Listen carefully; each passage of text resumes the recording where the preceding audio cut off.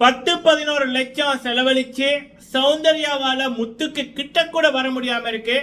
Jacqueline இவ்வளோ பெரிய support, media support இருக்கு, காசு பல செலவழிச்சிருக்காங்க.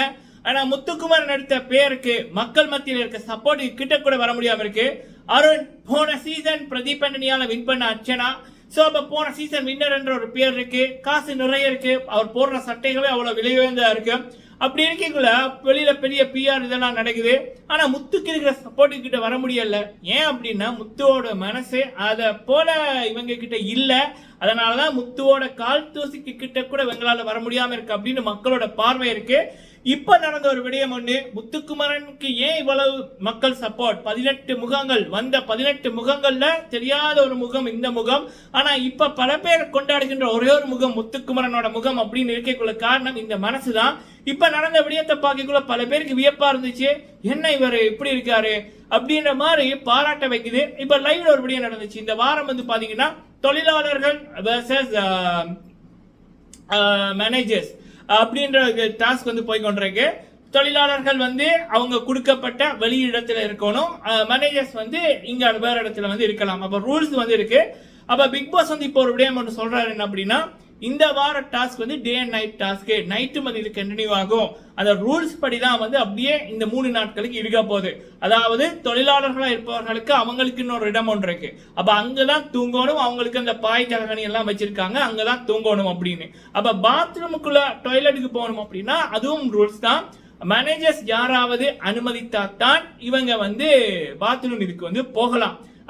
ஸோ அந்த பெடல் பண்றது, சைக்கிளிங் அப்படியான ரூல்ஸ் வந்து அதே ரூல்ஸ். இப்போ டே என்னென்ன ரூல்ஸ் இருந்ததோ அந்த ரூல்ஸ்ல எந்த மாற்றமும் வந்து நைட்ல இல்லை. அப்ப பிக் பாஸ் இப்படி சொன்னதுக்கு அப்புறம் மேனேஜர்ஸா இருந்த யாருமே வந்து ஒரு விடயத்தை திங்க் பண்ணல. எல்லாருமே சரி போய் படிக்கலாம் அப்படின்னுக்குள்ள முத்துக்குமரன் மட்டும் திங்க் பண்றாரு. அவர் ஒரு விடயத்தை சொல்றாரு, நான் வந்து இந்த வெளியில வந்து படுத்துக்கிறேன் அப்படின்னு போட்டு அவர் வந்து வெளியில படுக்க வந்துட்டாரு. அப்ப தீபக் கேட்கிறாரு ஏன் அப்படின்னு. அப்பதான் முத்து சொல்றாரு, இல்ல அவங்களுக்கு வந்து பாத்ரூம் அப்படி இப்படி வந்தா என்னன்னு அவங்க சொல்லுவாங்க, ஏன்னா அவங்க உள்ளுக்கு வரக்கூடாது. ரூல்ஸ் படி வந்து தொழிலாளர்கள் இருப்பவங்க உள்ளுக்குள்ள வரக்கூடாது. அப்ப அந்த கதவை கிட்ட நின்று தட்டினாலோ கத்தினாலோ கேட்காது, அங்க போனும் இல்லை ஒண்ணுமே இல்லை, சரியா? சோ அப்படி இருக்கீங்கள முத்துக்குமாரன் திங்க் பண்ணி அவர் வந்து வெளியில வந்து படுக்கிறேன் அப்படின்னு சொல்றாரு. அப்ப பாருங்க, உள்ளுக்குள்ள இருக்க அத்தனை பேருக்குமே தோணல. ஈவன் தொழிலாளர்களா இருப்பவர்கள் கூட இதை பத்தி திங்க் பண்ணல. மேனேஜர்ஸா வந்து முத்துவை விட வயதுல மூத்தவர்கள் அனுபவம் வாய்ந்தவர்கள் பல பேர் இருக்காங்க, அவங்களுக்கு கூட இந்த சிந்தனை வரல. ஆனா முத்துக்குமரன் அவர்கள் மட்டும் இதை திங்க் பண்றாங்கல்ல.